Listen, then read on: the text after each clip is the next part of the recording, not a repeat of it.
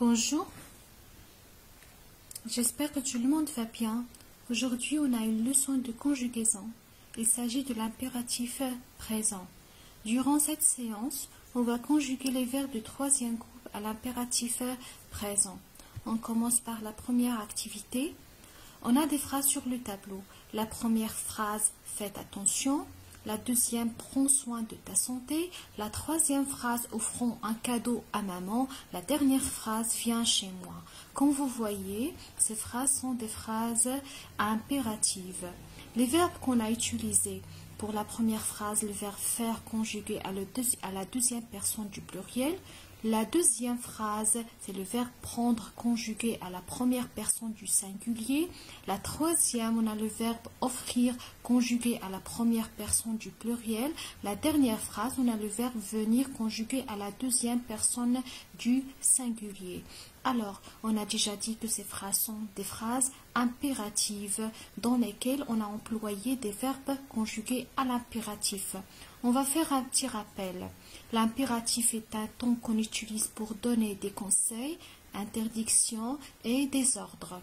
Les verbes impératifs se conjuguent avec 3 personnes seulement. On n'écrit jamais les sujets. Alors, voilà la règle à retenir. Les verbes du troisième groupe sont irréguliers. Qu'est-ce que ça veut dire irrégulier? Ça veut dire le radical change. Par contre, les verbes du premier groupe et du deuxième groupe ont un radical fixe. On ajoute seulement les terminaisons. Mais pour les verbes du troisième groupe, il faut faire attention. Chaque verbe a ses particularités. Alors, les verbes du troisième groupe sont irréguliers et ont la plupart du temps les terminaisons S, ONS, EZ. Je vous donne un exemple. Pour le verbe lire, on peut dire lit, lisant, lisez. Et pour le verbe courir, on peut dire, ou bien on va dire cours, courant, courez. Les verbes comme offrir, ouvrir, cueillir se terminent par E à la deuxième personne du singulier. Offrir, on peut dire offre. Ouvrir, on va dire ouvre.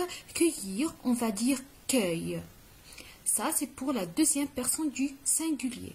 Pour la première personne du pluriel et la deuxième personne du pluriel, les terminaisons sont ONS et EZ. Voilà sur ce tableau quelques verbes qui se conjuguent ainsi. Pour le verbe être, on va dire soit, soyons, soyez. Le verbe avoir, on va dire aille, ayons, ayez.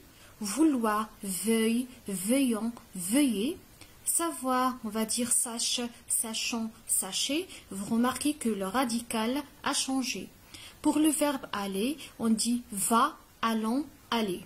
Mais quand le verbe aller est suivi d'un Y, vous remarquez qu'il y a une exception pour la deuxième personne du singulier. On ajoute anès, on dit vas-y, allons-y, allez-y. Alors pour le verbe aller, il y a une exception. Quand il est employé avec un Y, on ajoute dans ce cas anès.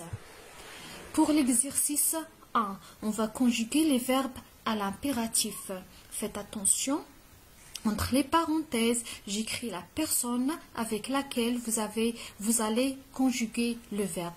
J'ai proposé un exemple, être, conjugué avec la première personne du pluriel, on va dire soyons.